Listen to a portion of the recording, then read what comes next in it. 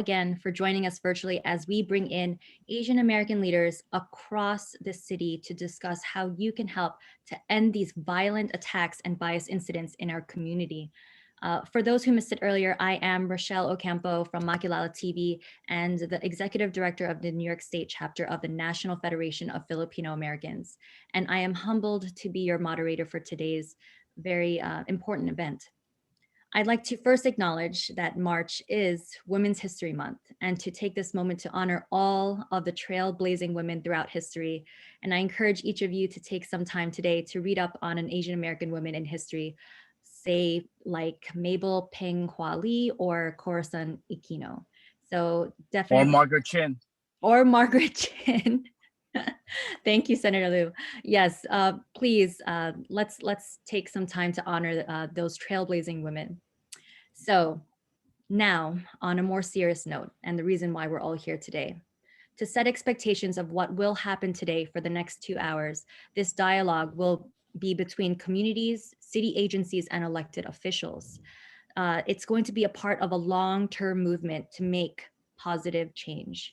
So the first session is called Asian Voices, and this will include leaders from various Asian communities, while the second session will feature government agencies and elected officials um, who will share resources and also share responses to some of the questions from the community.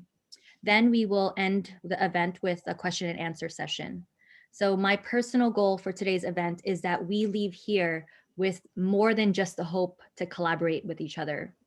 We are here to also put suggestions into action. Let's hold each other accountable. Let's hold city agencies and elected officials accountable to make this city safer for us all. So the first person, oh, I sound like an elected official there. It sounded like super official. The first person I'd like to invite is Pastor Mike Chan of the Chinese Christian Herald Crusades for his welcome remarks. Good afternoon. On behalf of the Chinese Christian Herald Crusade, I would like to extend my appreciation to everyone who participated in this forum. I remember on November 2020, for the first time, I shared my deep concerns with Flora Fern of New York City Commission on Human Rights regarding a trend of verbal and physical attacks on Asians shortly after the COVID outbreak, especially toward the Chinese immigrant. That's how the idea of having a community forum was first conceived in my mind. Then throughout the last 4 months, more and more community-based organizations and intergovernment agencies have observed the same trend, that this problem continued to exacerbate, and leading to a wave of assaults against Asian and Pacific immigrants in many cities, including New York, as of this week. So I believe an open dialogue to understand the magnitude of this issue is the first step to seek the final solution. So therefore, I want to thank everybody to build this platform together and allow all the stakeholders in the Asian American immigrant communities to let our voices be heard, to share some of our painful experience, and hopefully become agents of advocating for our human rights. I also pray that this forum will foster a hopeful spirit to find common solutions, not just pointing fingers, and forge deeper collaboration with elected officials to crack down on hate crimes. And eventually we establish a true sense of universal brotherhood. We thank you again to planning committee members, which are many, also our elected officials, and especially every participant in this forum. By attending this event, it shows that you care. Thank you. Thank you, Pastor Chan, for that beautiful welcome. It is because of your leadership and perseverance that we have this community forum to raise our voices and, like you said, find common solutions. So now, speaking of solutions, we will spend the next few minutes learning about the context behind why there has been a rise in violence against Asian Americans and possible solutions to address it from our first speaker on the panel, Ms. Karen King, who is the Vice Chair of the Pro Bono and Community Service Committee. 那我们 Karen King 是提供一些免费的法律服务的。 Ms. King. Hi, everyone, and thank you so much for being here and having me participate in this panel discussion. 請我參加。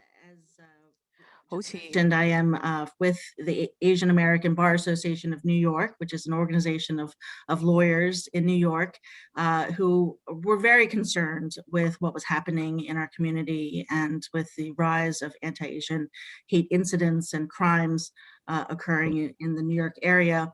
Abney published a report recently, just a few weeks ago, called A Rising Tide of Hate and Violence Against Asian Americans in New York during COVID-19.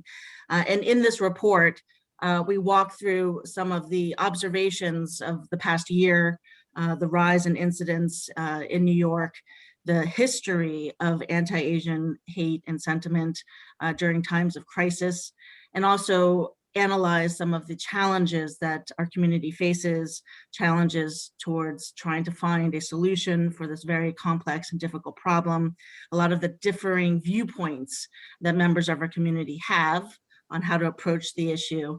And we do try to offer some concrete solutions, proposals for discussion and possible implementation as a way to not only recognize the problem that we all now face, but also come together and find solutions towards advancing our goals here. So I don't think there's a lot of dispute, and I'm sure everyone here does recognize that there has been 是没有什么争议性。这个反亚裔的歧视的这些暴力呢是 New York City Commission of Human Rights and other organizations at the start of the pandemic showed a huge spike in the incidents that were being reported of anti-Asian hate crimes and anti-Asian incidents. There's 仇 also 恨 a 犯罪同埋一啲歧視，譬如 NYPD 紐約市 2019 potential hate crime incidents and complaints. And news outlets have reported that at least 1/3 of Americans have reported witnessing individuals blaming Asians for the outbreak of the pandemic. In terms of the types of incidents, of course, there are the really atrocious incidents of physical violence, stabbing, setting people on fire, beating victims up, and other acts of true aggression. There's also a wide range of incidents of harassment, name calling, shunning, coughing on people, and making really derogatory remarks. And I think in New York, because of the high degree of public space and public transportation, you see a greater incidence of this because of the usage of the subway systems or buses, and just sidewalks in general playing such a huge part of our sort of community experience. This is particularly difficult for Asian Americans because not only are the incidents atrocious, but Asian Americans are also bearing a huge burden of the pandemic. Despite being about 6% of the population, Asian Americans are a higher portion of the essential healthcare workforce. 亞裔人士咧係屬於做呢個醫療嘅工作啦，譬如喺紐約市咧好多係亞裔人士。Ownership by Asian Americans of small businesses, which are obviously heavily affected by the pandemic, including the restaurant business and the small shops. And so unemployment among Asians is a higher percentage than the regular percentage representation in the population.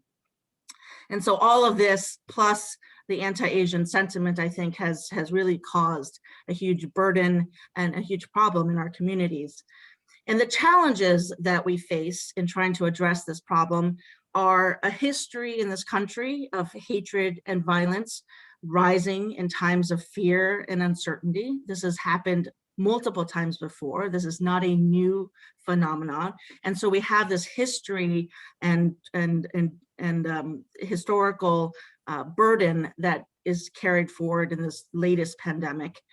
There's also, as I'm sure everyone knows, a lot of inaccurate and incomplete information being perpetuated during the pandemic, starting with, of course, the Trump administration calling it the China virus, and the sort of international political political dialogue and political blaming that happened under that administration. We all can recognize that the numbers of incidents being reported is only going to be a very small portion of what is actually happening. There is certainly underreporting happening within the community of some of these incidents. But what is, I think, even more frustrating, and one of our greatest challenges here, is that those incidents that are reported are met with inaction, or we don't see consequences happening. Perpetrators are not being punished for some of these incidents. And that causes a cycle of underreporting, because you don't think that reporting has any effect. The burdens of reporting are quite heavy. And when you don't see results, people telling you to report, it becomes kind of a chicken and egg problem that's affecting both the numbers and also the effectiveness of reporting. There, in general, I think, has been frustration in the community over the very few numbers of hate crimes being charged, and also prosecutions of hate crimes. There's a perception that hate crimes against Asians are not taken as seriously as hate crimes against other minority groups, and a general frustration with the legal standards that are used to defend the lack of charges and prosecutions of hate crimes. And why is it that there isn't a presumption that in a time of pandemic, where there is a lot of anti-Asian hate sentiment going around, that it cannot be presumed that an attack of an Asian American isn't a hate crime? And so there's a dialogue there about the legal standards and where you can draw from context to try to satisfy some of the elements of a hate crime. And of course, one of the biggest challenges is also some of the social and political tensions and issues among minority groups, as we struggle to honor victim rights, but also respect the need for criminal justice reform and the lack of fairness in our criminal justice system at times. 那我们也有，我们在我们的亚裔社群呢，也有不同的声音，是怎么样解决这个问题。 처벌하지 않고 넘어가는 문화가 있거든요. 여러 가지 저희가 고쳐야 될 것들이 많이 있습니다.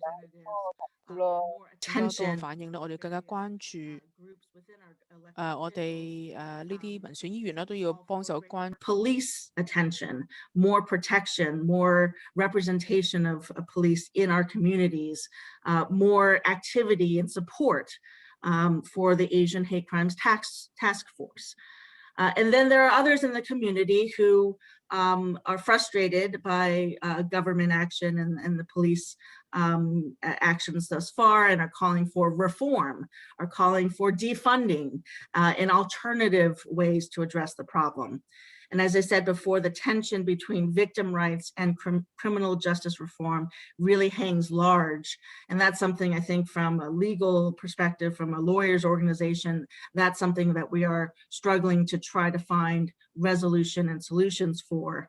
And in general, cooperation among minority groups is something that I think we are all pushing for. Because there are, particularly in the New York area, such a diverse community, both in terms of victims' rights as well as criminal justice reform. The cooperation among minority groups is something that I think will be very important as we try to find solutions, long-term solutions that have a broad base of support within the broader community. So in Abiney's report, we do offer a few initiatives for discussion.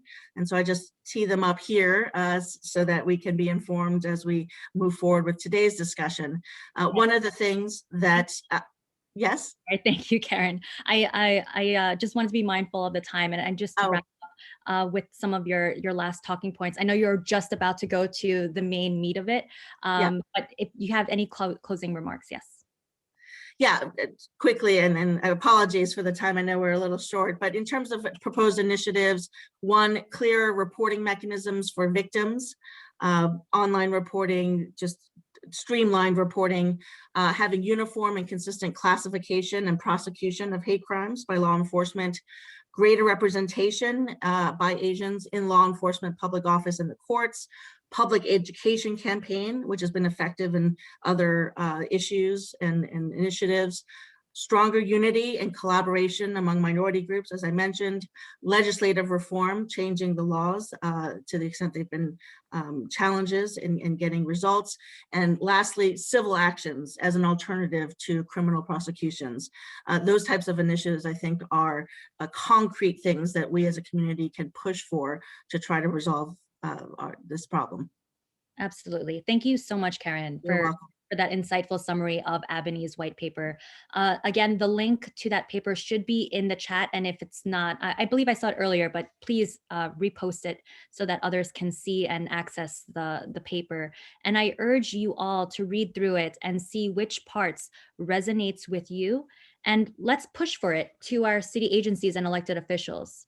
Now, for our second organization, we welcome back Pastor Mike Chan from the Chinese Christian Herald Crusades. Pastor Mike? Yeah, I represent the Chinese Christian Herald Crusade New York headquarters. First of all, I'd like to express our sympathy toward all the victims of hate crimes against Asians. We are a not-for-profit Christian organization providing comprehensive services to the Chinese immigrant families in New York for the last 38 years. I personally immigrated to the US over 40 some years. So America is my home and my country. I love it. But at this time, my heart feels saddened by the current situation when I see the so-called Asian model minority suddenly become a target of hate crimes in the midst of the pandemic. That's totally, unacceptable. But since I listened to the American Bar Association report, I read it myself.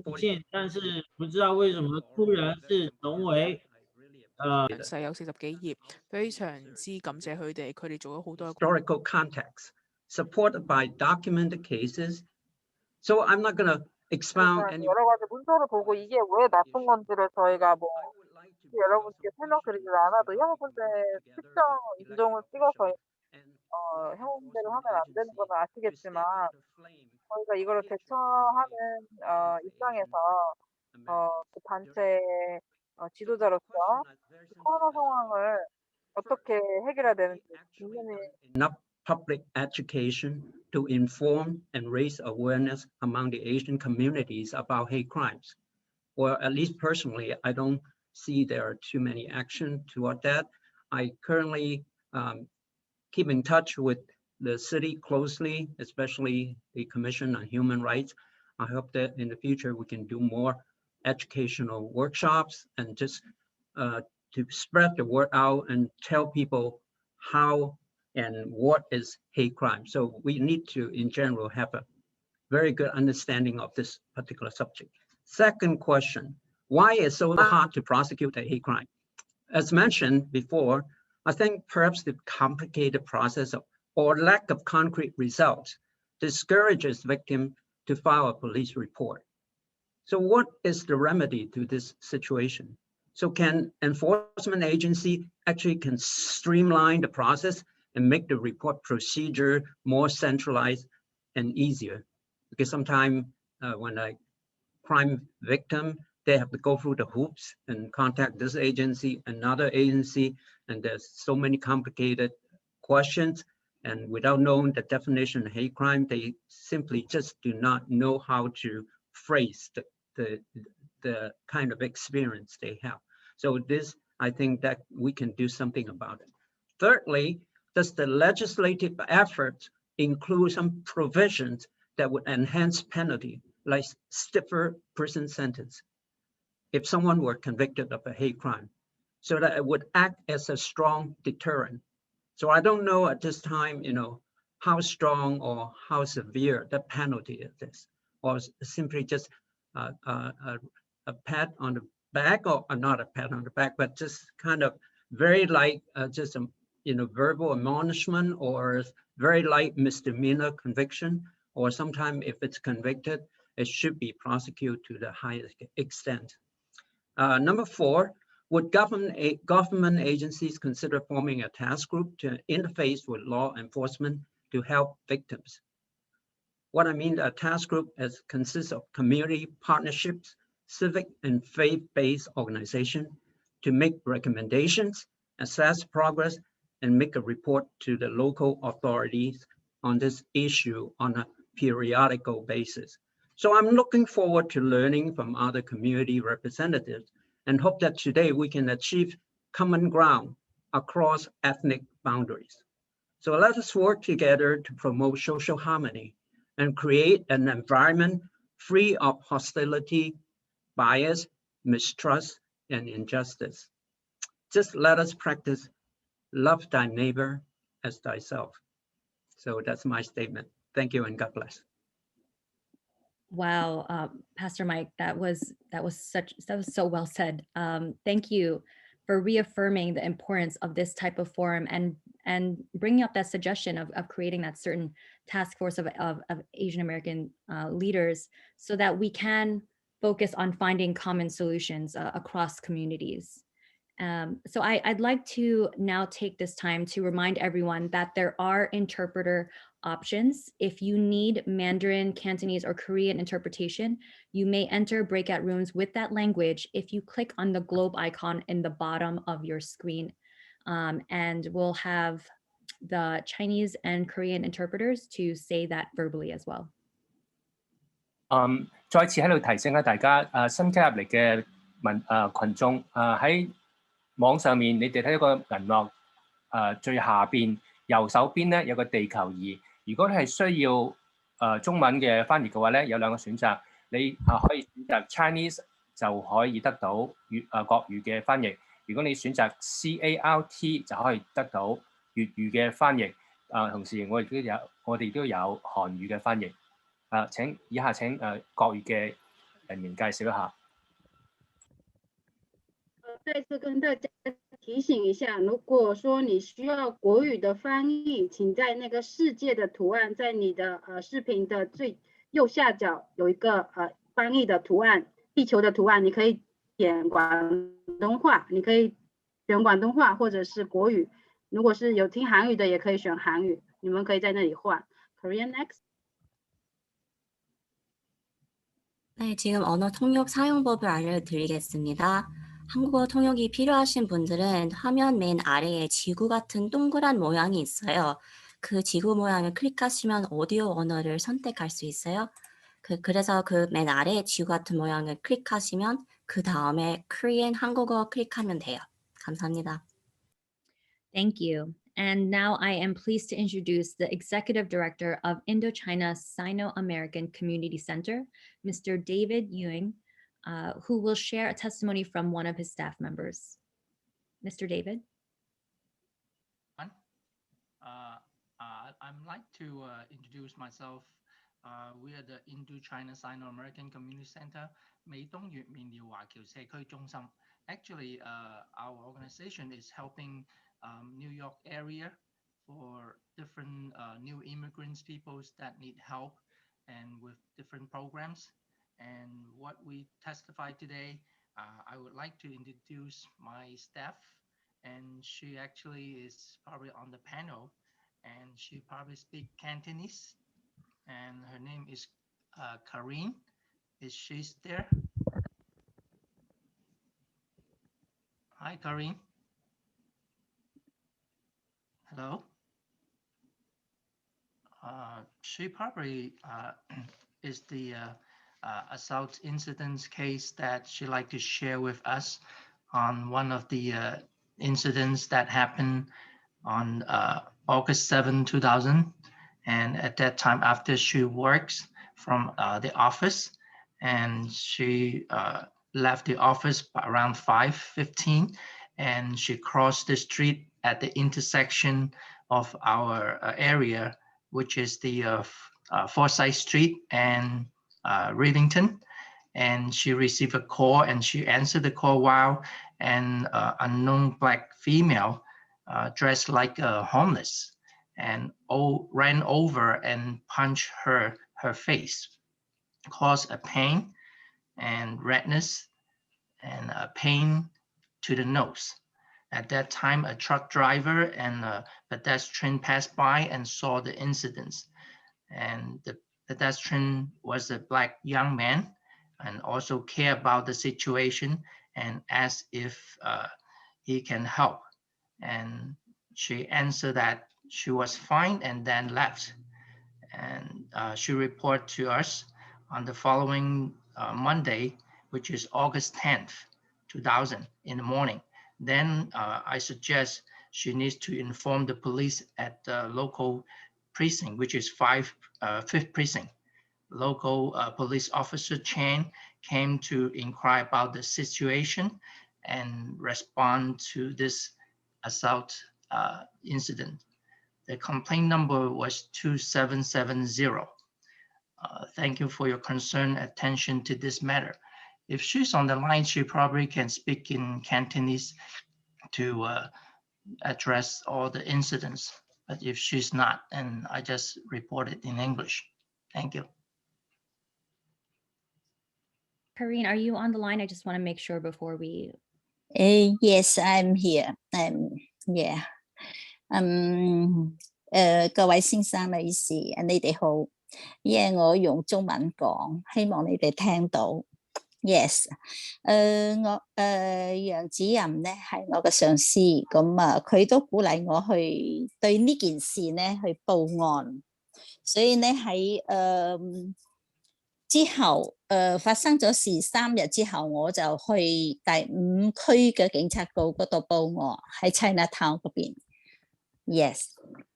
我都希望話區長呢個區嘅區長或者係管理我哋呢幾個區嘅，希望大家咧就可以注意我哋嗰邊嘅環境啊，即係我哋多數都受襲擊嘅，因為嗰度咧嗰啲可能同埋嗰啲無家可歸啲人太多，變成我哋嘅治安咧唔係幾好，我哋速日工作咧非常之擔心。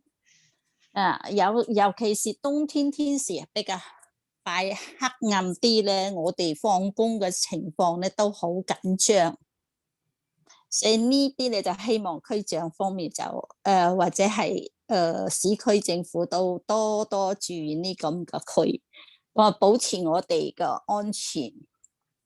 多謝大家。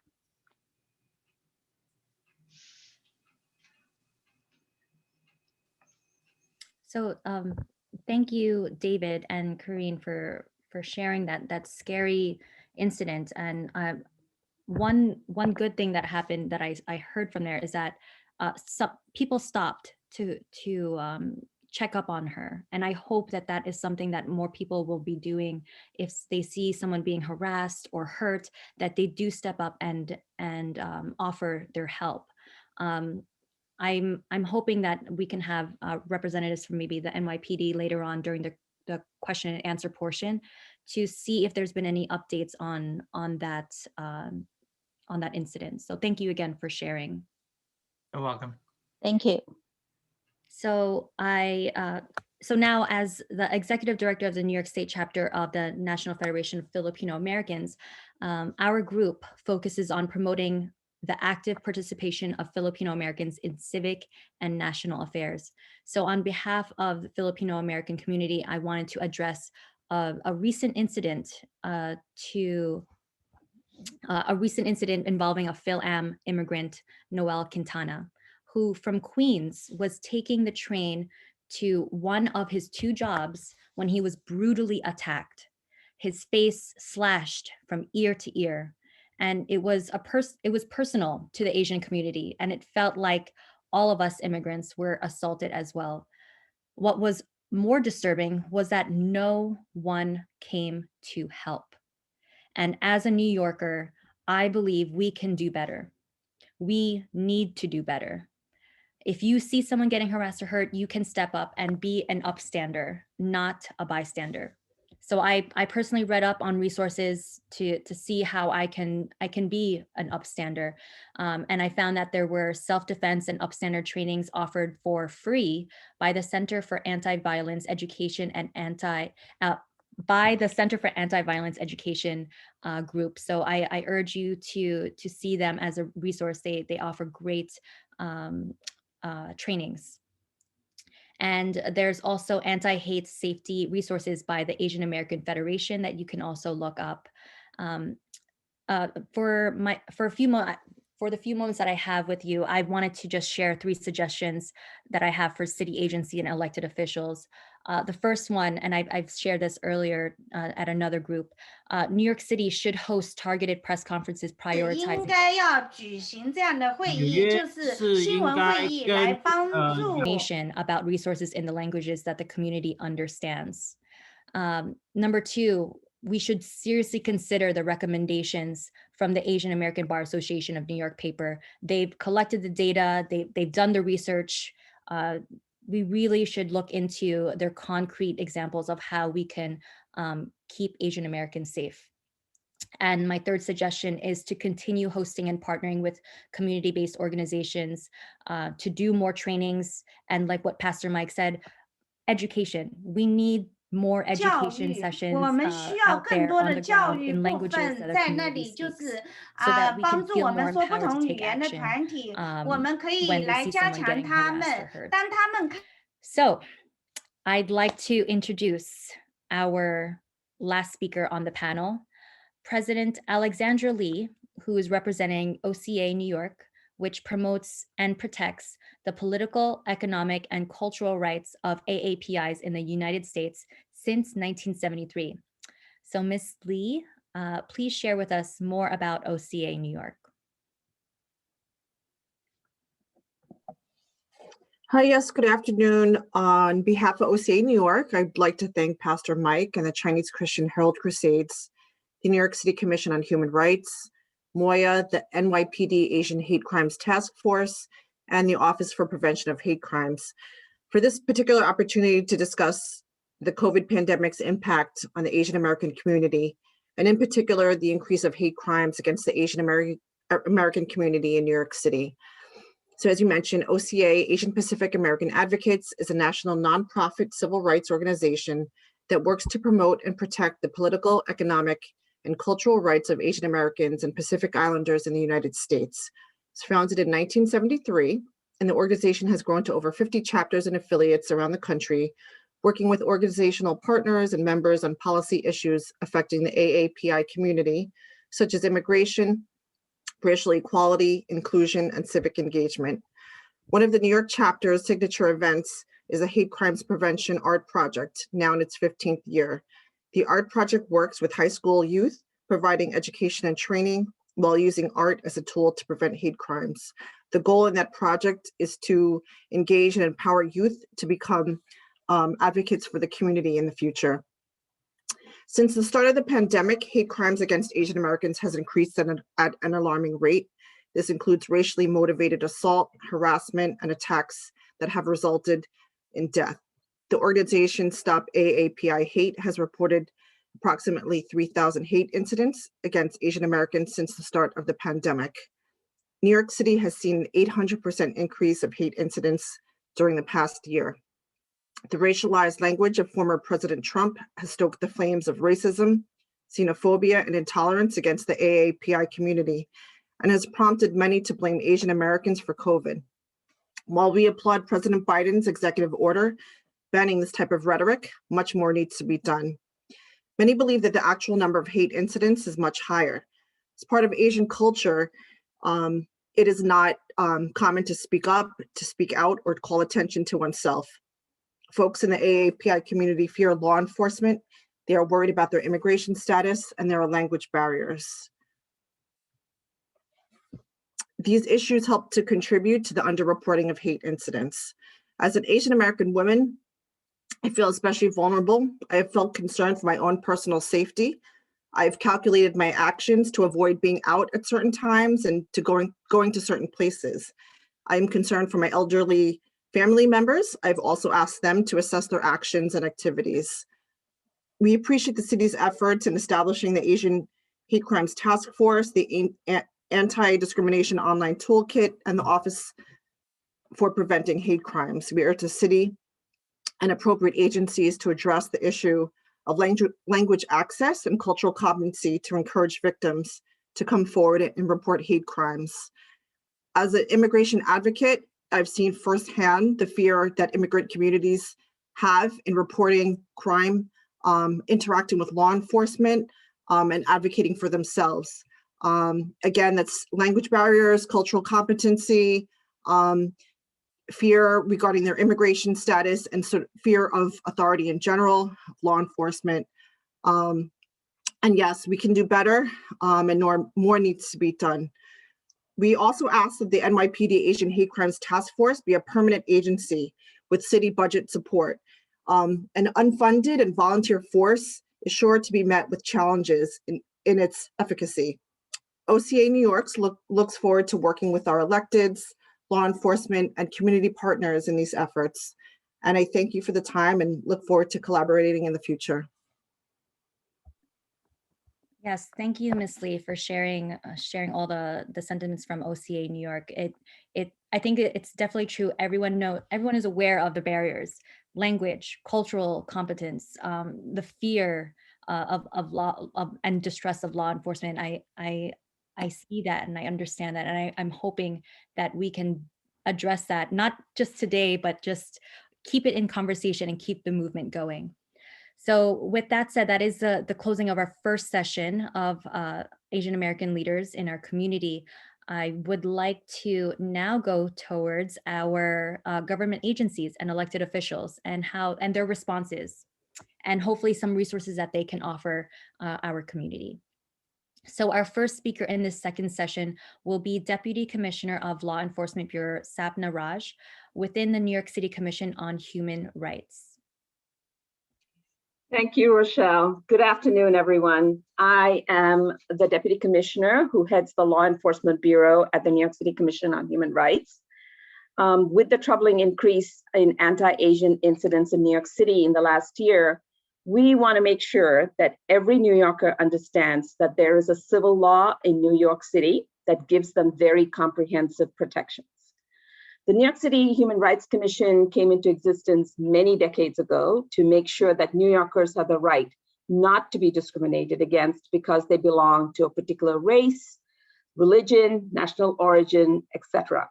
That is called a protected class. And we, as people who live in, work in, or use services such as stores or public transportation, doctors' offices, etc. in New York City, have 26 different protected classes under our law that we may belong to and cannot be discriminated against because we are part of one of those protected classes. The New York City Commission on Human Rights also educates New Yorkers about their rights by holding trainings in our law, working with communities to educate them about their rights in New York City, and reaching out to individuals or communities in New York City that have faced discrimination. At the Commission, we speak 30 languages, including Mandarin, Cantonese, Taiwanese, Fujianese, Hakanese, and Korean. If at the Commission, we don't speak the language of the person who's calling us or contacts our office, we use interpreter services such as a language line to translate and assist the public. Most importantly, when you contact the Commission or file a complaint, we do not ask about your immigration status.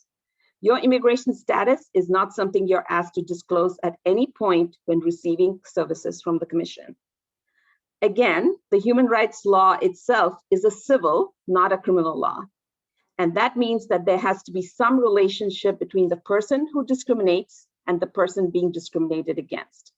If you have been treated differently by someone you had a relationship with, for example, your landlord, your real estate broker, or your employer, or a store owner where you shop, because of your race, national origin, immigration status, or the other 26 protected classes, you may be able to file a complaint with us and we will investigate, and you may be able to get money damages for the discrimination you were harmed by.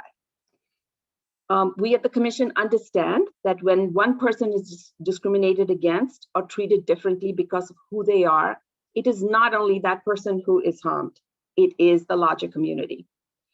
So how can that larger harm be addressed?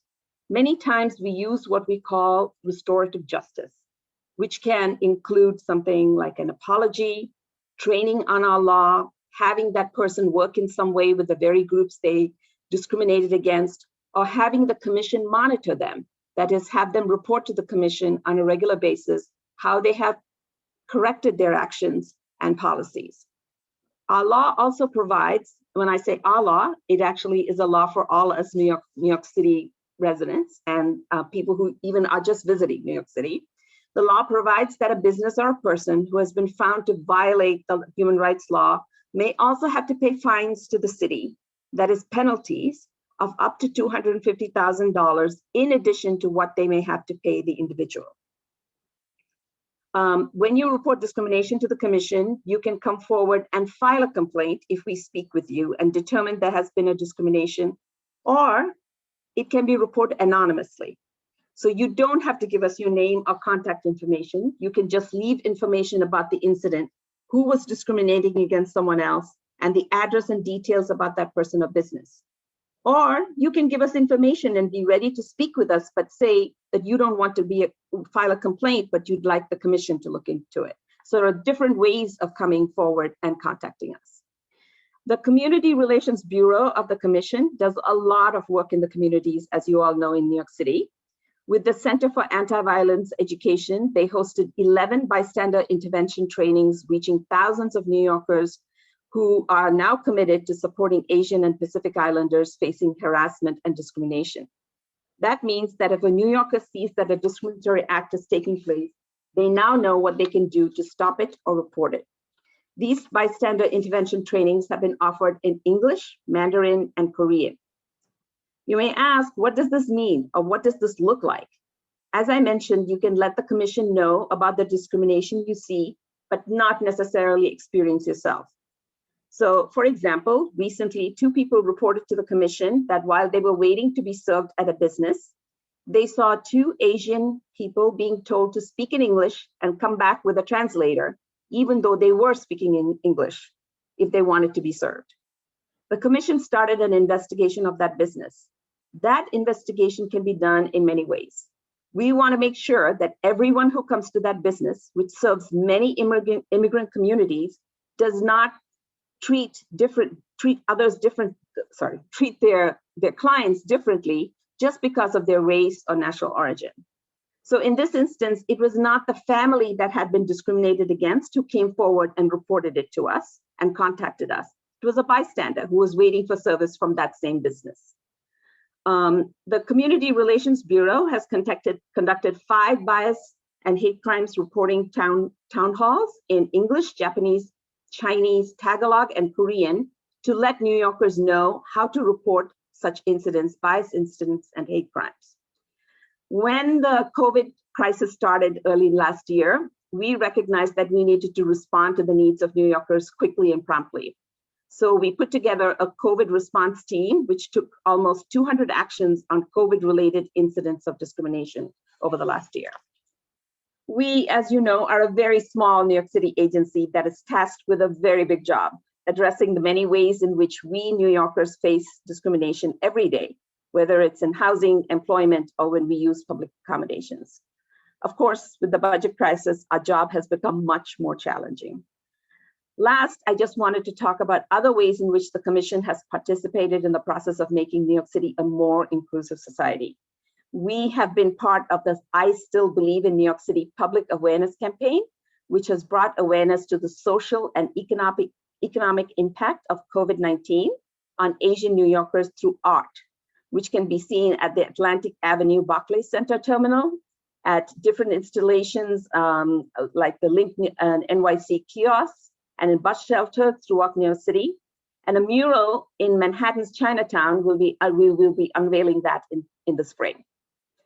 The information about how to contact us is on the screen, and we encourage you to contact us if you or someone in your community is facing discrimination. Thank you, everyone. Yes, thank you so much, Deputy Commissioner Sapna. That was such important information that you shared, not just about the resources, but action, things that your commission has been doing, including some of the examples of the reports that have been shared. So thank you so much for giving those resources to us. The second guest that I'd like to introduce on behalf of the New York City Mayor's Office of Immigrant Affairs, we have Deputy Commissioner and General Counsel J. Carolina Chavez. Hi, good afternoon, everyone. I just wanted to start off by saying thank you for having us on this panel with so many different community leaders and advocates, as well as our colleagues at the city and elected officials. We want to echo what CCHR just talked about just a couple of minutes ago about the importance of sticking together as New Yorkers, because we recognize that any attack on any of us, and right now our Asian American neighbors and colleagues and friends, is an attack on all New Yorkers. And so we echo that sentiment and also appreciate the information that they just gave us. A small agency, but I would say a fierce one. So it's always good to have you on our side. So I also wanted to go ahead and, sorry. I think we wanted to, I guess, name kind of some of the things that have been talked about, and I won't be too long because I know we're a little bit short on time. But first off, that the city and Moya has always recognized that COVID-19 is a public health issue. It's something that needs to be addressed by everyone in the city as a public health issue, and it is not something that is related to race or ethnicity or immigrants exclusively. We also recognize that Asian Americans are, as has been described already, the members of the essential workers that we have relied on in the city. There are doctors, our nurses, pharmacists, food delivery people, as well as our friends and colleagues and neighbors, as mentioned before. So for that reason, Moya has really focused its efforts throughout the pandemic, and now in light of the uptick that not only have we seen throughout the pandemic, but has been especially reported on in the last couple of months in bias incidents and hate crimes against the Asian community. Through those efforts, a few of the things that we've done, we have partnered with community-based organizations, some of which are represented on this panel today and maybe in attendance, to conduct town halls in many different languages. And I'll talk a little bit more about what that has looked like a little bit later. But as recently as on March 3rd, we held a Korean language vaccine town hall to disseminate information in Korean to the community, and worked on efforts to provide outreach about that town hall that was taking place.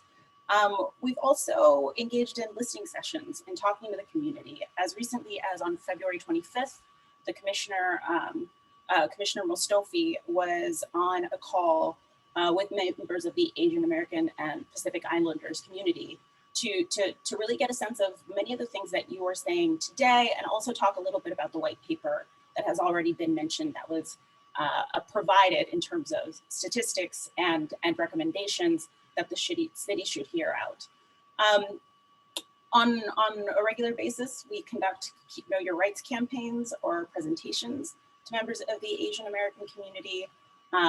Throughout the pandemic, we also participated in PPE distribution as needed, and continue to use our multilingual staff to ensure that we are disseminating information in the languages that people need to hear it in, not just in English. I know that I've been paying attention to the chat as we've been on this presentation, and I know that there have been several comments talking about language access and the importance of it. That is something that Moya has long recognized, and we appreciate hearing what you're seeing in the community. I've been writing notes while we've been having those comments come through. But for awareness, the outreach that we conduct on a regular basis is conducted in Mandarin, Cantonese, Korean, Tibetan, Nepali, Bangla, Arabic, Urdu, and those are just some of the languages that someone kindly typed out for me, so I would make sure to hit them all. So we also, on a regular basis, use our social media networks and also connect with community and ethnic media to provide information, critical information that regarding the pandemic, as well as resources. And we're committed to continuing to partner with the Asian American Pacific Islander community in the city, so that we can continue to address this problem that brought us all together here in a way that shows that we are united, that we support the community as the city. And I think we can put on the chat, if it's not already in the summary of resources, there are a couple of resources that we wanted everyone to be aware of. First, we have the Moya Hotline, which is open Monday through Friday, 9 to 5. It's 212-788-7654. And we also have email askmoya@cityhall.nyc.gov, where we can also provide information and receive emails in any language. Eileen, am I forgetting anything by way of resources? I just want to make sure, trying to cram things in.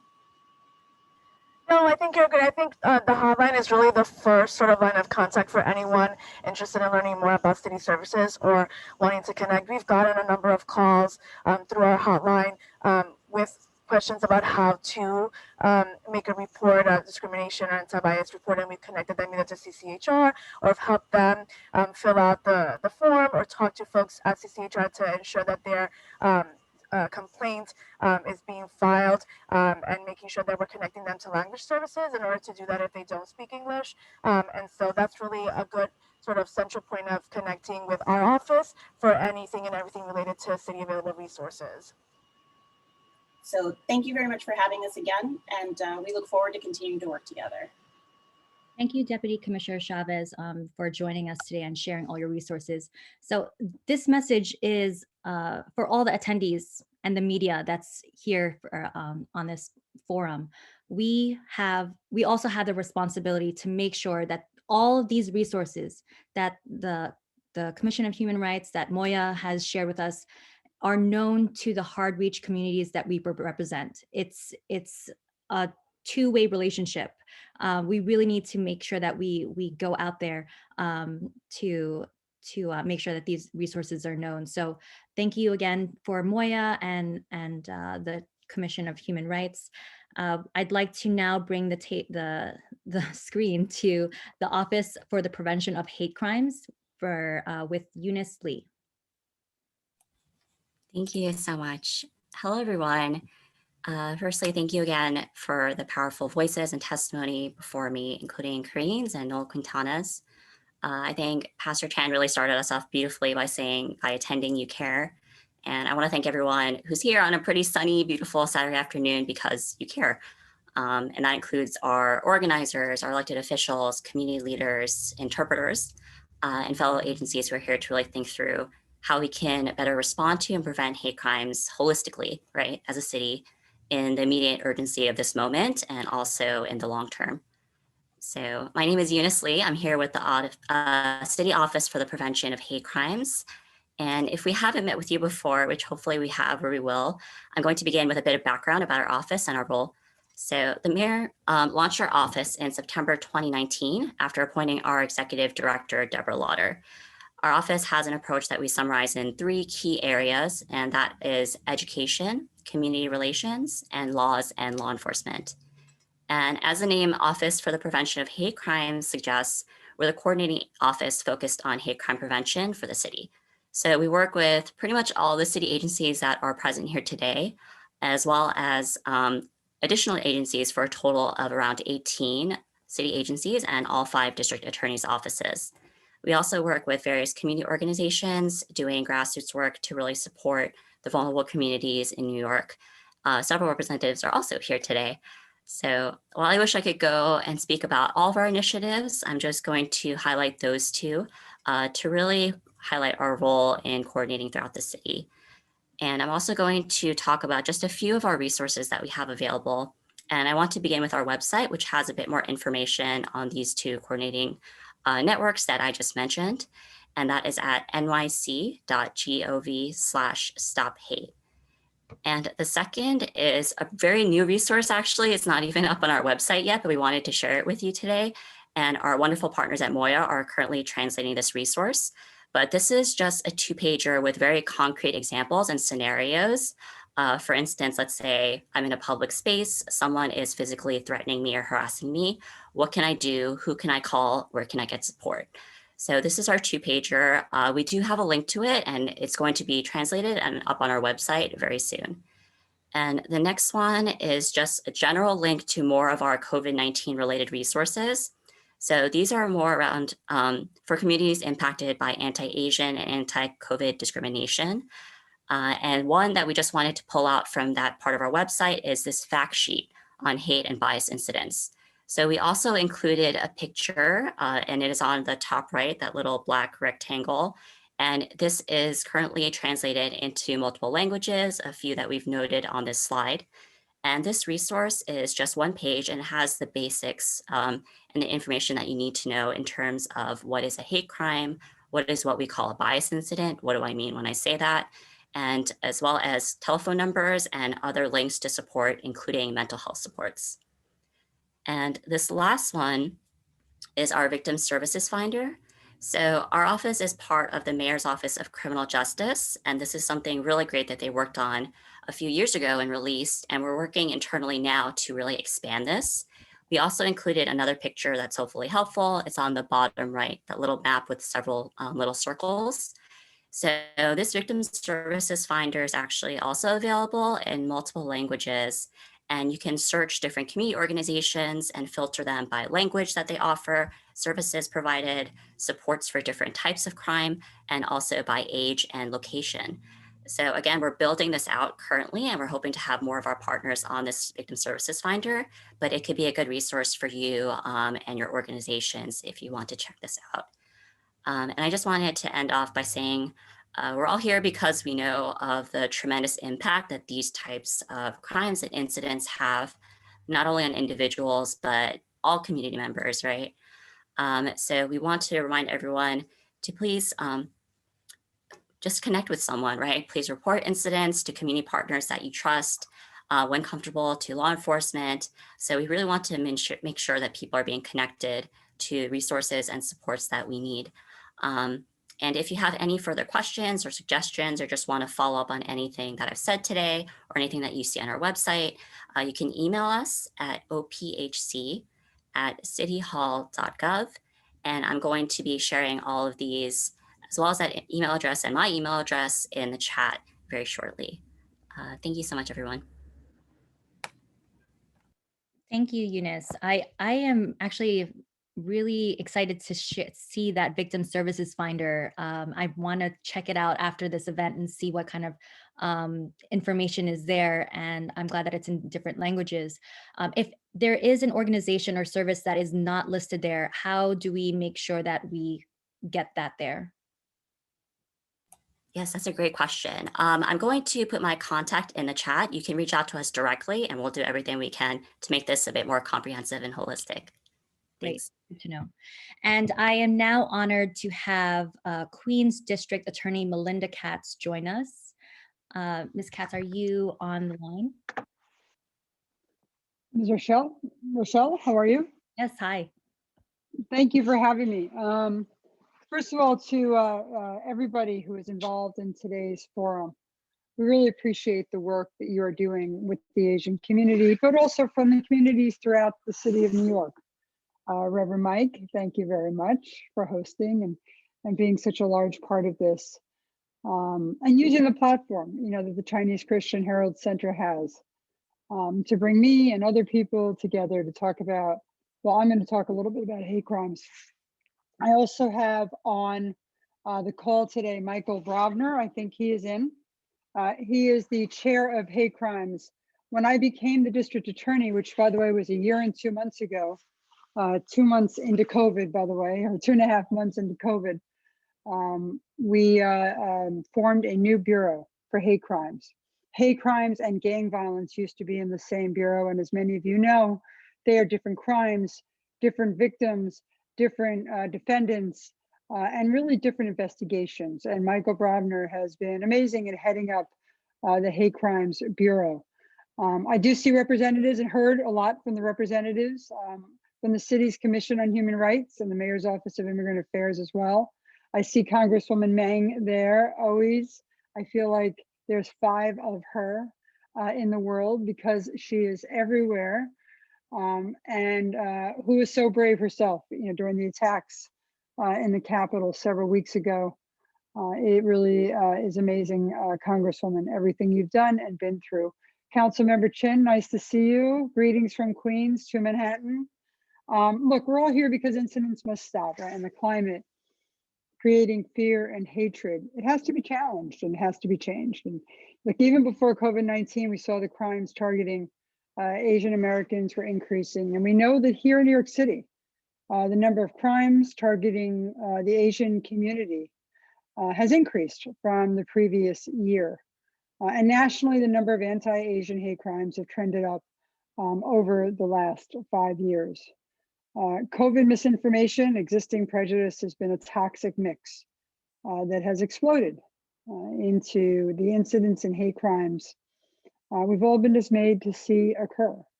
You know, especially in Queens County, where we are, you know, as everyone here on the call has probably heard me say, where we are 190 countries and 200 languages.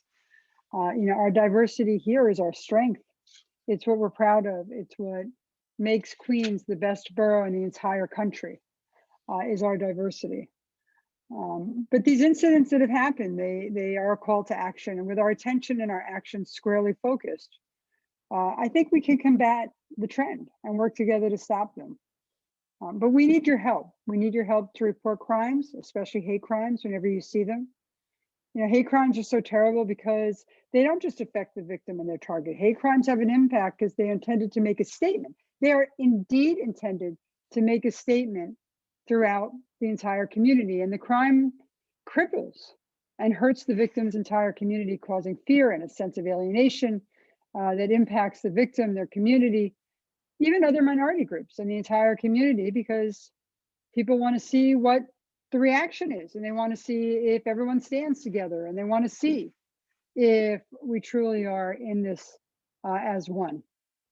I know we're all suffering when we think about these events when they happen in Queens, and we all share in it. And that's not who we are, and it's not what Queens is about. We do not want the diverse communities that we represent to be in danger, to be victims of copycat crimes, to separate us. And we need you all to report these crimes. When you report a hate crime in progress, the chance of the perpetrator being caught is vastly increased. And that means that the police can gather evidence, that evidence can be so time sensitive. And police need to gather it extremely quickly. Things like surveillance videos, cell phone records, witness accounts, they're all extremely important, and they're all extremely important as fast as they possibly can be reported. And anyone, by the way, can report a crime. The police will not ask about your immigration status. We will not ask about it. We want to protect everyone in the borough, documented, undocumented, whatever it is. We are there for the community. It's never asked, never part of the investigation. We just want you to be protected. And I think that's extremely important. And I want, Michael Vrovner is here in case there's any specific issues, but I'd like him, if you can, to put, or Elizabeth, you're on this call as well. Elizabeth is from my office. If you can put the hate crimes hotline number in the chat, that would be extremely helpful. During the first 100 days of my administration, like I said before, I created the Hate Crimes Bureau. It's focused exclusively on investigating allegations of hate, exclusively on motivation by hate crimes and prosecuting the perpetrators. Michael and his team work very closely with the NYPD Hate Crimes Task Force to help gather that important evidence and vigorously pursue any prosecution. We're also engaged in community outreach to keep those vital lines of communication open. And let me just, go off script for a moment. Even if something is not defined by a hate crime according to the law, it's still a crime of violence. And we will prosecute them as rigorously as the law will allow. And so I just wanted to make sure that I was here today for this discussion. It has been an interesting first year of my administration. Bail laws changed twice, discovery laws changed twice. We got rid of very onerous policies in the Queens District Attorney's Office. I created bureaus that never existed before, like human trafficking bureaus, where we have investigated and prosecuted those that take advantage of especially the young and the vulnerable, and they traffic them in the communities. They keep the money, they force them into sex work. And we have been extremely vigorous in prosecuting human traffickers. And so, you know, there's a lot that has gone into this year. For those of you I've known for a long time, I can only say this, you know, 2.5 months that I came into this administration, COVID hit. The office shut down, you know, went totally virtual, then we came back, then we went back to virtual, then we came back. So it has been an amazing time, but it's been an amazing time for everyone. You know, it's everyone that is working and trying to earn a living while still taking care of their grandparents and their parents and their children and their neighbors and their friends, and stay healthy. It's been a challenging time, but I'm very proud of the work that my office has done in the meantime. And while we were trying just to get through this very, very strenuous time for a lot of families. So I thank you for having me here today. I'm happy to answer questions. Michael, you want to say anything, or I don't know if the hosts want him to? It's up to you. Yeah, we can have a question and answers towards the end, and we will be able to get some of the responses from the chat box as well that were directed to your office. But yes, thank you so much for your remarks, District Attorney Katz. And I just wanted to say again, what you shared earlier, our diversity is our strength. Let's use that to our advantage and overcome these adversities in our community. So thank you again. I'd like to now introduce the NYPD Asian Hate Crimes Task Force. And we also have our special guest, Deputy Inspector Jessica Corey, the new commanding officer of the NYPD Hate Crime Unit, and she will be joined by Captain Jackson Chang and Lieutenant Tang Liu. Hi, good afternoon, everyone. Thank you for hosting this. Thank you for having this. Just a little bit about the Asian Hate Crime Task Force. We fall under hate crimes. So everything gets filtered to them and then it gets brought to our attention afterwards. Right now, our unit consists of 1 deputy inspector, 2 captains, 2 lieutenants, 2 sergeants, and about 25 detectives. I know someone had mentioned in the chat that we are on a volunteer basis, that we are. So we could respond anywhere, anytime. As what the ADA Melinda Katz said, for the most part, don't be hesitant to report. A big factor in that is gathering the evidence. Like a lot of these surveillance videos and cameras, they do have a 30-day or 2 weeks, maybe sometimes even a shelf life before it recycles. So the faster something gets reported, our detectives can go out there and pull as much evidence as needed for prosecution reasons. And also, we will never ask, the police department will never ask about your immigration status. It does not matter to us. That question will never come up. I'm going to share, I see that you put it on the screen. We have an email and a Twitter. I'll also put it in the chat later on. And please don't hesitate to reach out.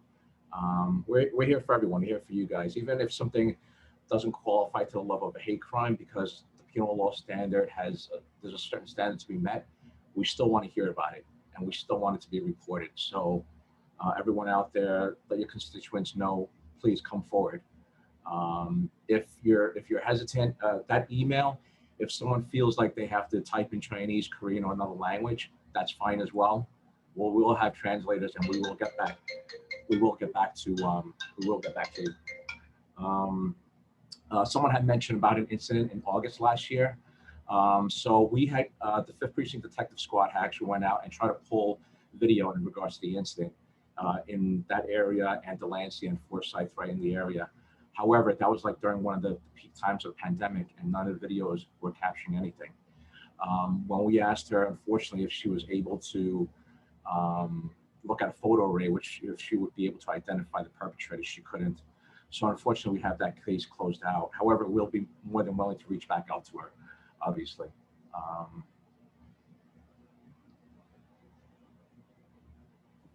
Great. And is the new commanding officer of the NYPD, Jessica Corey, still on the line if you want to share a few words? I am here. Can you see me? Yes, we can see you. Hi. So I just found out about this yesterday. I actually posted it on the NYPD Hate Crimes Twitter. And I am very happy to be here. I just want to echo so many of the things that were said when DA Katz talks about if there's a crime, even if it's not a hate crime, we want it reported. Violent crime, any kind of crime, whether it's a hate crime or not, we'd like the community to come out and report it, and we will do our best to solve it and bring the perpetrators to justice. So we're going to be doing something, we're going to have like a kind of like a listening tour within the coming weeks, the 7-2 precinct, the 5th precinct, the 109 precinct. And we want to make sure that it's not just the hate crime task force, the Asian hate crime task force, but that the entire NYPD has to be available to you, and that you should feel comfortable coming forward to anyone in the New York State Police Department. I'm concerned about issues where if you're saying you call 911 and they can't get a translator, that's not supposed to happen. We're supposed to have language line. People are supposed to be able to translate. So that's something that we'll have to look at as well. And I know we have the 888 number on the screen, but I just want to really make sure that people understand if there's a crime in progress, something's just happened, we want you to call 911 is the best way to initiate a response. And that will all be recorded, you know, the actual call, the response, officers going to the scene who have body cameras and maybe can pick up something. The DA also talked about evidence, that's very important. And also, recently, Mayor de Blasio announced with the NYPD that there were additional cameras installed, Argus cameras, but we also rely on businesses to have cameras, and anybody who has any connections in the business community, if they install additional cameras on the outside of their businesses, that is so helpful to us. And as the captain mentioned, the retention of video is so important, at least 30-day, if not 60-day, because we just had an incident where it was reported a little bit late, and then we go back to take a look at it and the video evidence is gone. And, it's very, very important. So I'm available to anybody. I want to meet with all of you. And, this is my first week on the job. So I'm, looking forward to having a dialogue and just assuaging some of the concerns that you have. Great. Thank you so much, Deputy Inspector. I'm so glad that you're able to join us. And I'm sure that there's going to be questions during the question answer portion as well. I am humbled to introduce our next guest speaker, Congresswoman Grace Meng. Grace, are you still on the line? Yep. Great. Thank you so much. Thank you to every single one of you who've taken the time on a weekend to be here with all of us. Thank you especially to Pastor Mike Chan of the Chinese Christian Herald Crusades and your whole team for convening all of us. To my colleagues in government, DA Katz, Council members Chin and Coo, Senator Liu, thank you for your constant advocacy for our community as well. I don't have to tell all of you today that our AAPI community has been battling two viruses throughout this last year, a year by now. One of the coronavirus pandemic and the other of racism, bigotry, hate incidents, and hate crimes. So it's been a really tough year for our community, especially. And I know that a lot of our local community groups are on the Zoom today, and I wanted to say a special thank you. You don't always get the credit and the appreciation and the funds that you deserve. We know that, and we continue to fight for your success because you are literally on the front lines of helping those in our communities. And I just want to say I really appreciate your work. So we've all heard about the number of incidents that have been reported. There's a group, Stop AAPI Hate, which recorded over 3,000 incidents. And those are just the ones that we've heard about. We know that there are so many more that have not been reported. In New York City alone, we saw nearly 300 COVID-related hate incidents just this from February to May in just like 3 months. This was a 10-fold increase in anti-Asian hate complaints compared to the same 4 months in the previous year. And this hate is affecting, you know, every member of our community, from our kids who might be getting bullied in schools to our elderly who are literally afraid to come out of their homes, and some have even been targeted and beaten to death. So one of the reasons last year I introduced a resolution in Congress that I thought would be a very easy and necessary way for Congress to take a bipartisan stance to condemn the bigotry and hatred that was happening towards Asian Americans. Unfortunately, not all of my colleagues voted for it. Some of them voted against it. But still, it was important, I thought, for Congress to take a stand. I was proud that President Biden last month signed this legislation into law and also included 2 other parts of bills that I'm working on. One is to basically provide more resources for COVID, for our community in relation to COVID-19. We know from the beginning that our government at all levels was a little slow in providing sufficient resources in different languages. And so we need to continue to push. And so hopefully it will be able to provide more resources in multiple languages. Also working on something called COVID-19 Hate Crimes Bill. This is a bill that would provide greater oversight on COVID-19 related hate crimes. Specifically, it would require the Attorney General to designate an officer or employee at the DOJ to facilitate an expedited review of COVID-19 hate crimes. It would also provide issue guidance for state and local law enforcement to establish online reporting in multiple languages. And I know I've had a lot of conversations with Mayor de Blasio and his team and our hate crimes task force about making it easier for people in our community to report these incidents, whether they're actual hate crimes at the end of the day or not.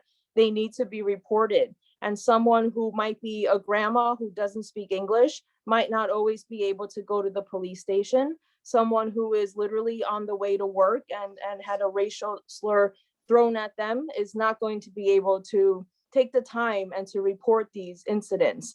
So the reporting at the local level is most important for us to be able to provide increased resources for these situations. I also want to thank President Biden because yesterday, I think yesterday or 2 days ago, I know he had a sit down with many of our Asian American advocacy groups around the country, including many from our state of New York, to talk about how the White House can be more responsive and how they can provide more resources. Lastly, I just want to say it's important that we hold our leaders accountable. It's important that we have meetings like this, but it's also important that leaders beyond the Asian American community are standing up for our community and are speaking out when they are seeing these things happen. We've had a really tough year, but in some ways, it's been an opportunity this last year to expand upon the coalitions that we have been building for years. Last year, we saw many Asian Americans and many diverse people in all of our communities come out in support of the Black community during the Black Lives Matters movement. And we are thankful for many of our shared community members from other communities come out to support us. Many people have made statements. And so we need to continue to ask our brothers and sisters within and also from outside of our communities to please stand in solidarity with our Asian community. And we have to remember that the answer to racism is never more racism. It will not work. We will not find answers if we are pointing fingers at another community. We need to make sure that we are finding more ways to show solidarity and to show support for each other's issues. Lastly, I would just say, just because it's sort of like breaking news, the Senate just passed legislation that will provide much needed COVID relief to people right here in Queens. It will hopefully give us more vaccines. We know that we have not had our fair share of vaccines in our Asian community. Rochelle is definitely smiling. And we know that we haven't had enough here in the state of New York as well. So we will continue to work with our colleagues in government on this. But the bill, which hopefully will be signed sometime next week, will provide more help for small businesses, for restaurants. There's a new grant up to $5 million for restaurants. So please look out for information for that. Increased SNAP benefits for food security, increased child tax credit, survival checks of $1,400, and resources to reopen schools finally. So those are just, some top lines of what we will expect in the next, hopefully, law in the next week or so. So please don't hesitate to contact my office if we can be of help in any of this. Thank you again, Pastor Chan. This was really informative, really helpful. I've been on a lot of these. This was very good. Thank you so much. Thank you so much, Grace, for all that information. And I'd like to just echo, we need to expand on coalitions that we have already. We need to form allyship, solidarity across communities outside of Asians. Count me in. I am going to be one of those people that will support that. So we definitely need to take action outside of this forum. Thank you. Senator John Liu did have to leave early, but he did want to extend his appreciation for this forum. And again, if you have any questions for his office, feel free to reach out to him. And next we have a message from Senator Toby Stavisky. I believe we have it playing here. Thank you. Oh, there's no sound.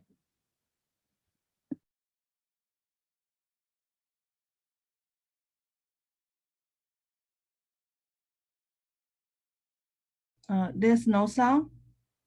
No sound. You could try again. Okay. Today's event. Everybody has been troubled and appalled by the attacks on the Asian American community. And I'm particularly concerned about the sense of fear and anger that has come out of these attacks. And it seems to me that we've got to have more accountability from the law enforcement officials, whether it be the New York City Police Department or the District Attorney's Office. Sometimes the law enforcement personnel forget that a hate crime consists of the word hate. It's more than just a crime, and in fact, the penalties are doubled if there's a conviction, because hate has obviously no place in our society. Sometimes the district attorney in the past is reluctant to charge an individual with a hate crime under the hate crime statutes. But the laws are there, and they've got to be enforced. And I think that is really the most important way to deal with this. People have to be willing to come forward, go to the police, testify, and then the police and the DA's office, they have to do their part. And they've been, I think, overwhelmed by all of the different kinds of crimes that have been committed since the pandemic started. And secondly, I'm a former high school teacher, and we like to call this kind of situation a teachable moment, where we teach young people about respect, and we teach young people about other cultures.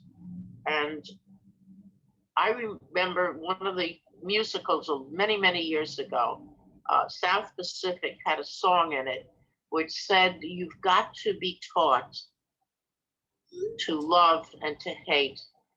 And I think that's really one of the solutions, that we teach young people that it's not acceptable to hate somebody who may be different, may speak a different language, may look different. Flushing and Queens is a very diverse community, and we welcome that diversity, and we have to protect each other. And I think that is the way we deal with a hate crime. Instead, we've got to respect each other and work toward a better future. So I wish everybody a very happy, a little late, Lunar New Year. The year of the rat was a bad one, but I think the upcoming year of the ox is going to be better. And hopefully we will see a reduction in crime. So again, I thank everybody, and I wish you a successful conference. Thank you.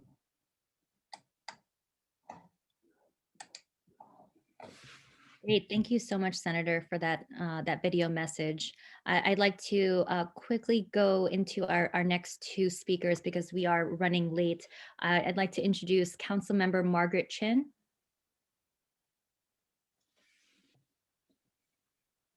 Great. Good afternoon, everyone. And I wanted to thank you all, to my colleagues, elected colleagues, for joining, and all the community-based organization and community member, especially to Pastor Mike Chan, and also Fora from the Commission on Human Rights for suggesting this idea of this forum.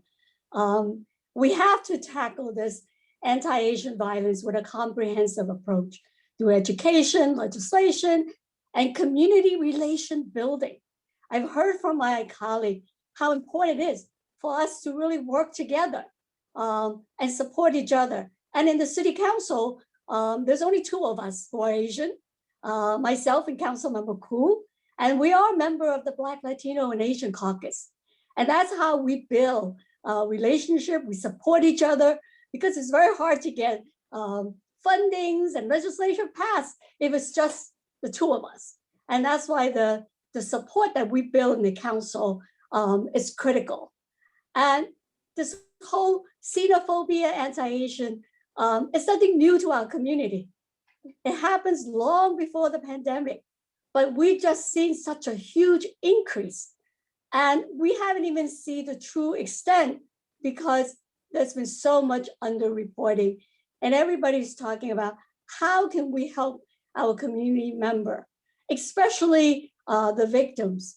It's so traumatic to them and to their family. How do we support them so they can come forward and report the crime and help them, with the medical bill, mental health services, so that they have the support in the long run.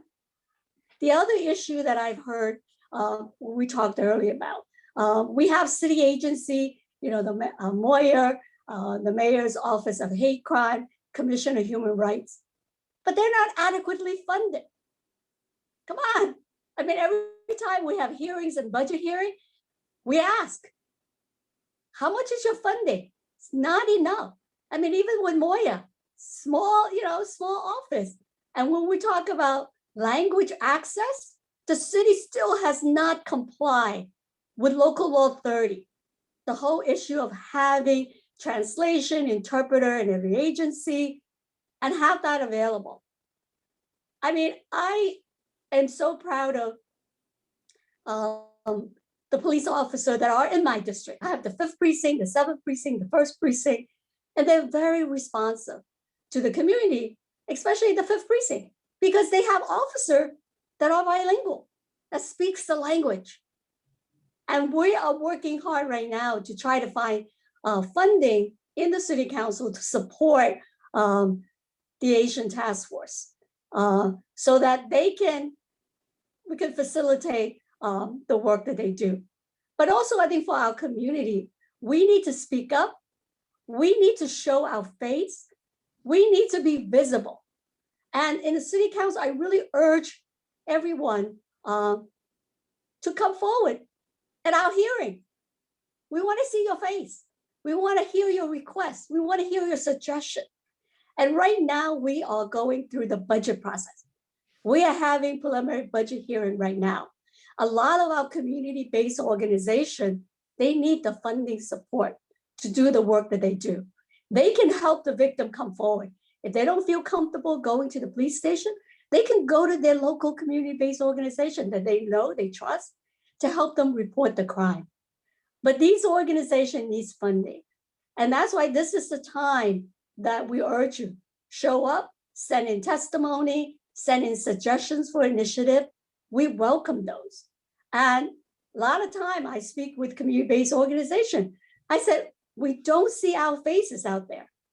And like when we talk about more money for the Asian Anti-Crime Task Force, we have Public Safety Committee hearing, budget hearing. Community members should show up and say, hey, this is important for our community. We need more funding for that. Same thing with Moya. We're having a hearing on Monday on our immigration committee. And we will be advocating for more resources because even translation, a lot of agencies do not have translator, interpreter, and materials are never in other languages to start with. A lot of information, they start with English, and we had to fight to get the other languages. And that should not be the case. So I am really happy that we can all come together with these in these forums, and we need to do more. And I know the one thing that someone talked about earlier, utilizing our ethnic media. I remember, like, I have spoken so much every time when an agency talk about doing outreach, I said, have you reach out to the ethnic media? It's a free resource, or at least pay the advertisement. And that information will get out to community who don't speak English, but they can get the information from reliable resources that they're familiar with. So I really, thank everyone for being here, but I do want to encourage you to get involved and participate during the budget process. I hope to see some of you at our budget hearing. And so this will be a very good way for us to all work together. And the last thing that I wanted to say is that building community relation, I have a very positive example. The food pantry that we started with U3 in the Lower East Side. We service public housing residents, local residents, seniors, and volunteers are so diverse from all different, ethnic, racial background. And seeing people helping each other and supporting each other, that's how we can help build relationship. And hopefully we can all work together to build a better and stronger city. Thank you. Thank you so much, Councilmember Chin, for sharing that and giving us some concrete examples of how to get involved. I'm going to ask Ian if you can just share how we can be part of that budget process and share testimonial, because I actually am not aware of how to do that, and I want to make sure that our voice is heard and represented. So thank you, Councilmember Chin. And our last speaker is Councilmember Peter Coo. Thank you so much for joining us, Mr. Coo. Councilmember Coo. Hi, Michelle. Thank you. Hello, everyone. My name is Councilmember Peter Coo. I represent Flushing, Queens. Thank you for having me. I'm grateful for this discussion today. We want to thank all the agencies and all my colleagues coming here to give all this valuable information. And I want to thank everyone who come together to discuss the problems with Asian hate. We need more discussions like this. We need more advocacy all year, not just when there's attack after attack. So no one forgets what can happen when we let the guard down. New York is made of people from all over the world. The diversity is our strength, is America's strength. Our local communities and their different enclaves are the modern day Ellis Island. This is where new immigrants come to live and raise their families. We have been discriminated against, assaulted, and randomly attacked so many times that it doesn't even seem unusual anymore. We need to make sure that this is not the new normal. We have to fight back against hate. We can start by providing the resources the Asian communities need to survive. We need better language access. I cannot tell you how many times my office has had to translate for different city agencies or offices. We are happy to do it, but it shouldn't be that way. Some agencies are better than others. The city needs to take this responsibility seriously. Like Councilmember Chin already said, there's a local law about this. And our Asian Hate Crime Task Force is run by volunteers. The city needs to give them the resources they need to identify these perpetrators so that they can either stop them from committing these crimes or keep them behind bars so they cannot never do it again. I'm happy to join all of you today. Thank you for coming together and to make sure our voices are heard. The last things I want to say is that we have attended many Zoom meetings and talk is cheap, right? So we need agencies, the NYPD, the DA office, and the Moya and the commission, the Human Rights Commission, to come together so that these perpetrators, they have to have consequences. The DA office, sometimes in the time of to saving time or other circumstances, they always pre-bargain down the offenses so that these alleged criminals, they are out. There are no consequences for them. They beat up somebody, they hurt some old ladies, they almost kill someone, or they kill someone. The consequences for them are very small. So we have to make sure law enforcement agencies are doing their job. To prosecute them, they always said, to the fullest extent of law. That's all I want to say. Thank you. Thank you so much, Councilmember Coo, for your remarks. It really, I'm sure everyone is on the same page with you of it's not just all talk, we need some action.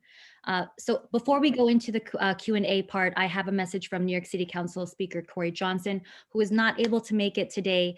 He wants to share how he publicly condemns the recent violent attacks in the subway and Flushing, and he and their leadership team are aware of the campaign and the momentum to stop anti-Asian hate. We have Stella Chan, the community liaison from the Speaker's office, who's here, who will be available for any questions during the question and answer part, and to also bring any suggestions made back to their office. So thank you, Stella, for joining us.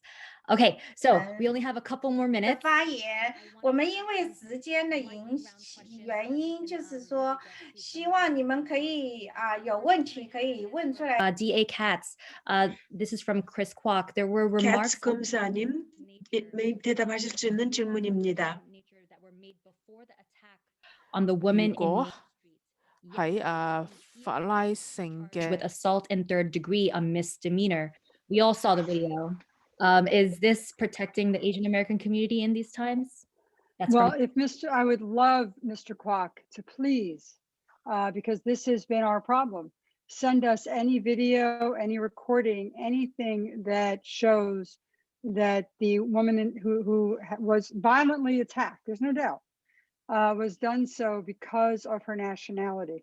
And this has been the problem, right? It's been reported that there has been slurs, right? And unfortunately in the law, if I charge assault in the second degree aggravated as a hate crime, I have to prove those elements. So, part of the reason I came on this Zoom today is to really request anyone who has information, the idea that a district attorney or the police department under charges for hate crimes, and that we don't want to write up the elements and the charge of a hate crime when it's appropriate and when we can prove it. I'll be honest with you, that is just, I've never even heard of such a thing. So in order to have a hate crime, I'm going to let Michael Vrovner, I have the answer, but I do want you to hear from the expert, tell you exactly what we need. And Mr. Kwok, I ask you, please, if you have any video information, even anybody that will testify that they heard those slurs, we want them. Trust me, we want them. And after Mr. Vrovner, you know, just goes through very quickly, Michael, of the elements we need, I will request of Senator Stavisky. It is wrong that we are overwhelmed. We are not overwhelmed. We are more than happy to be here and responsive to any crimes. And those of you that know me know that I dubbed the borough the world's borough because the diversity is what makes us strong. I have been there every single step of the way for 25 years. And with all respect, if the hate crimes law needs to be changed in order to increase the amounts of times that we can charge assault 2 as a hate crime, it has to be done by the Senate and the Assembly. But you know, you also don't want to undermine the credibility of the statute. This is a statute that is specifically written so that if you are targeted because of how you look or love or nationality or ethnic background, that there is a higher punishment for that. So I do think we have to keep that in mind. But as far as the crime in Flushing, we would love information that anyone has that would allow us to charge it as a hate crime. Michael, you want to give the criteria? Sure, thanks, boss.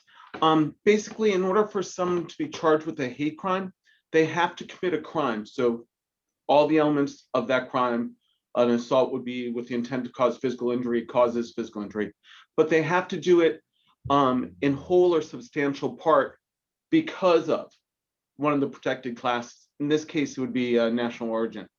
The fact that the defendant and the victim are two different races or two different nationalities is insufficient. Just because we're able to prove that the victim was Asian and the defendant was, I think, white Hispanic, that's not enough. We have to have something that shows that the reason why this crime occurred was in whole or substantial part. If we can't reach that level beyond reasonable doubt, we can't ethically and legally charge it. Thank you, Mr. I will add to the person who said talk is cheap. I agree with you, talk is cheap. And at the end of the day, if we charge this as a hate crime and bring it to court, it is my professional opinion that we'll lose. And that is something that nobody wants. So I think at the end of the day, look, we are begging for information that people might have. We would like to hold people accountable for any violence, but especially those that target folks just because of their nationality. It can't be tolerated in Queens. Yeah, we should definitely look into that specific case. It looks like that there is still some more information that could be added to that case, and I'm sure that your office will look into what Chris is writing in the chat. Well, he's writing it in the chat. That is true. Yeah. So the New York Times said it. Yeah. We really can't talk about the investigation, yeah. But the New York Times said it. We need that text in order to be able to charge it. We would love to have that text. Great. So that's all I can say about it, but we would love to have it. Yes. So I'd like to just bring to some more questions, and I'm hoping that it's a partnership. It's the community's responsibility. It's the DA's responsibility. We should all we're all on the same page, everyone. We want this to be solved. We don't want to prevent this from happening again. So just moving along for the next question. From the beginning, we have one from Jerry. He understands that the NYPD Asian Hate Crimes Task Force is all volunteers. Why can't we have a permanent team focusing on Asian hate crime? And this is an ongoing request. It's also been mentioned in the white paper from Abney. Is there somebody that can share, why hasn't this happened yet? So Jessica Corey here. So this is, again, my first week here, so I don't want to get too much into what policy going forward will be. But just know that when we say volunteer, these are all detectives, lieutenants, captains, inspector that are all full-time employees of the NYPD. And if we need them to do something, we can reach out and have that put into motion right away. My staff is all full-time detectives actively working on hate crimes. And we partner with the members of the Asian Hate Crime Task Force, and they're always available to us when they speak so many languages and come from so many different backgrounds. And so, you know, the work is being done, and we are able to fully investigate any case that is possibly a bias incident and a hate crime. Yeah, I actually personally know people from the Asian Hate Crime Task Force, and they are, yes, they are paid, but also out of their time of their regular 9 to 5, they are going out of their way to go to these victims and outreach and follow up with them when they know that they're not, the victims are not comfortable talking to law enforcement. So I can be a testament to that they are going really out of their way outside of their 9 to 5 to make sure that the community is getting heard. So I appreciate your first week here, and I'm glad that our voices are being heard through this forum. A next question that we have is from Rocky Chin. To the elected officials and candidates, do you support a strong and independent New York City Human Rights Commission? This could be to any elected official, if anyone wants to talk about their views about the Human Rights Commission.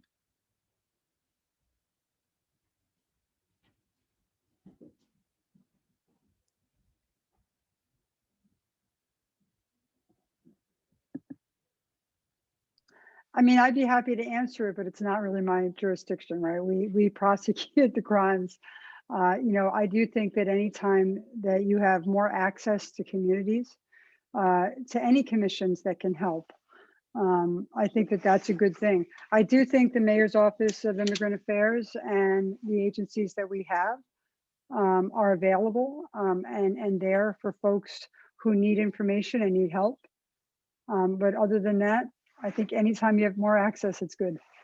But I'm not a candidate right now, so I don't know if anybody else has an answer. I'm just trying to be helpful. Rochelle, I just want to reiterate, it's a question of funding, resources. True. I mean, these agencies are very, very small. They need more staff to do outreach, more attorneys that could prosecute cases. And so I really encourage, come to the hearing and voice that concern. Yes, and Rochelle, if I can, because, you know, I just want to make clear, if anybody needs something. 想要讲清楚的就是说 그것도 보고 일이 어떤 on my staff and immigration 我啱 lawyer. 先邀請一個，我啱先聘請 to deal with prosecutions on making sure that if someone has unintended consequences like deportation or anything like that, that this lawyer looks at it with my ADAs to make sure that we don't have those unintended consequences. He also looks back at other cases where people are about to get deported, and he helps if they've asked for a lower plea bargain or something like that. In order, you know, now it's 10 years later, they're a family of 3. He's supporting his family, you know, things of that nature to review that. So we do have an immigration lawyer on staff in case anybody needs guidance on where to go for certain information, just FYI. His name is Richard La Rosa. That should really be a regular thing for all DA offices, that there should be an immigration. It should be a normal thing that you would think in New York City we should have. But thank you. Yeah, in Queens, we're 200 languages, 190 countries, so it's a little bit more diverse than a lot of areas. So I felt like it was absolutely needed, and we didn't want to do any prosecutions with unintended consequences. And so it's been very helpful, but he's also really great at finding different agencies that people need. Great. And we have a question from Peter earlier in the chat. Has there been consideration for bridge building with Black and Brown community groups?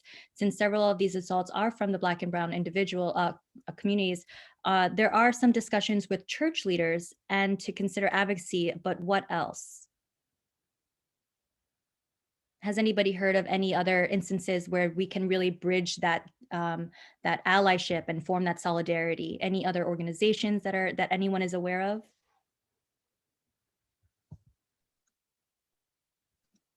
I feel like I'm taking, I don't want to take over. I'm waiting for other people to answer. Anyone want to respond before DA Katz will We'll share.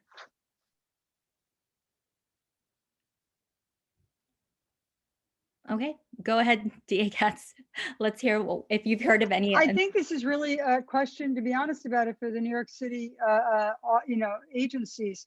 I mean, we do outreach. Michael Vrovner, who's head of the Hate Crimes Bureau, goes all around the borough of Queens County and talks at almost any organization in every community, in the Jewish community, Black community, Hispanic community, every community, to talk about hate crimes, what we need to do in order to prevent them, and how we learn how to report them. So I think that outreach is being done. But I think, the agencies are probably on here as well. Rochelle, if I may intervene, my name is Katuri Chaudhary, and I'm the Deputy Commissioner for the Community Relations Bureau at the New York City Commission on Human Rights. So my colleague Sapna was speaking, but I've been on listening. The City Commission on Human Rights, one of our mandates is fostering intergroup relationships. Back in the 1940s, when the genesis of our agency lies in community, in fostering fostering intergroup relationships across the city. And we take this very seriously, and part of some of our trainings and group building communities has been exactly this. So I'll give you an example. Last year, when we were doing the bystander intervention trainings in partnership with CAE and other community partners, one of our colleagues who work with African diaspora communities came to us and was like, many of the African communities are remembering their experiences during Ebola with discrimination and bias and harassment, and would like to help now. What can we do? So we created a new training specifically for folks who wanted to be an upstander or a bystander interventionist within the African communities in this space. So through remembering and fostering and building connections on shared experiences and solidarity, we are able to build those bridges. And that's just like an example of one incident or one example in the work that we do. So that's definitely within our wheelhouse. And as Councilmember Chin has said repeatedly in this conversation, we are a very tiny agency and we are very under-resourced. So we do our best, but our hands are also in some ways limited. Thank you. But they do well. They do very well. And if I can just piggyback off of what Kajori just shared, I mean, we're also a small agency. We work really hard to work deeply with communities. We're one of a handful of agencies that actually has an outreach team where we deploy staff, multilingual staff across the city to talk about important information that's coming out in terms of resources and programs. And in this space during COVID-19 and as attacks have increased, our team has also gone out and talked to immigrant communities across the city, not just Asian communities, but all communities. And we've done a lot of extensive outreach in Asian communities specifically, sharing information, the resources that CCHR has available at our hotline. We've actually spoken to a couple of individuals who wanted to make reports of hate crimes. And so we've been able to assist either with someone who speaks their language or with an interpreter on the line, right on the spot. And so we're working hard across all city agencies to support them in their work to continue to foster and build language access across our city agencies and our websites. I know that some are better than others. We acknowledge that there's work that continues to be needed in this space, but we're working really hard with all the agencies and with folks like you on this call to continue to sort of understand and see where the gaps are and how we can continue to provide the services where those gaps exist. Thank you so much for sharing those resources. And I just wanted to acknowledge the time. It's already 4:05. If everyone is okay, I'm going to just ask maybe 2 more questions because we did run a little late. If you need to leave, please feel free to go. We will send this recording and the resources that were all shared here, because it's very overwhelming, all the information here. We will send it to you if you did sign up here with your email address. So thank you. If you're worried that you're not on the list, feel free to put on the chat your email address. Thank you. So I have a question here. It's actually a question / comment. Let me make sure I get it. From Nancy. She is Chinese American, so she has no problem with language or immigration barriers or fears. She experienced an anti-Asian hate incident in South Brooklyn that led to a dog bite. She asked someone to call NYPD for her, and they ignored her and dismissed her. And when she asked if there's anything to be done to report this as a crime, as a hate crime, she reported to officers to the Civilian Complaint Board and the Internal Affairs, but fear nothing will be done. So what resources are there available in Brooklyn? Because she hears a lot of resources available in Queens.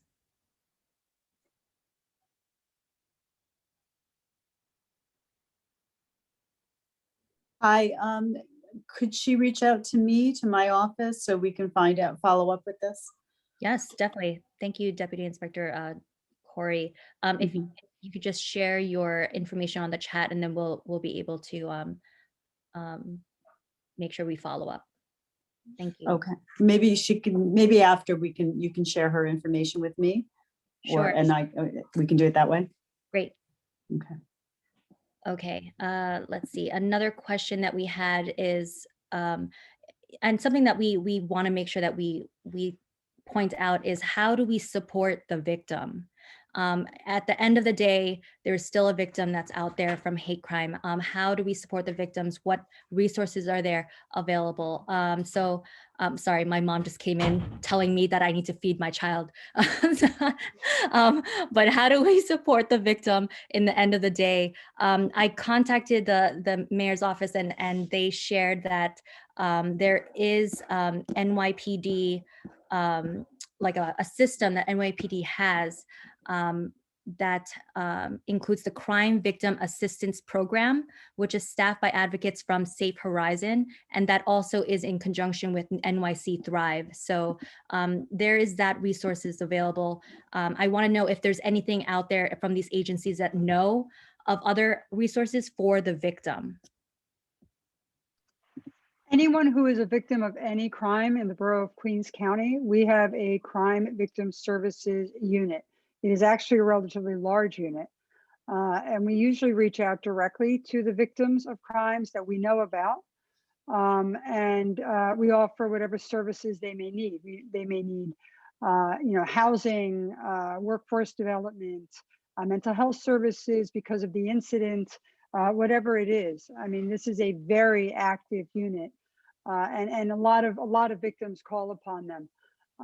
We also have I mean, I didn't mention it before, but I just want to mention it before we get off. We have hotlines for a lot of different things. So when you say like Safe Horizons, we also have a hotline for domestic violence. We found that domestic violence is very underreported during COVID. And so we do have a hotline for that too, 286-4410, if Elizabeth could put that in the chat. And when someone will answer the phone 24 hours a day, and they will ask you whether you want an ADA to report a crime or whether you would like a not-for-profit, usually Safe Horizon, just to get services. But seriously, if you know someone who has been involved in a crime, doesn't necessarily have to be something that was charged. We have a relatively large department to help. Great. So now to wrap up and to summarize some of the key points, I believe that this forum is part of the process, part of the process to heal, to bring movement, to bring positive change. So we understand that the community has been in pain. Each of us are part of the community. We've seen that the harm is already done. So let's not be reactive. Let's be more proactive with our efforts here. Let's cross community lines. Let's make sure that we raise our voices and be heard, and hold more educational forums, more town halls, to make sure that those who need it the most get those resources in the language that they speak. So Thank you all again for joining us, and let's hold each other accountable to keep this movement going. I again am Rochelle Ocampo from Makilala TV, and I'm so humbled to be able to be part of this forum, and for Flora and Pastor Mike for coordinating this event. There's a lot of resources out there that just shared within the past 2 hours. We will reach out and share all those resources after the event. So please put your email down if you want to get the recording of this. Thank you again, and everyone enjoy the rest of your weekend.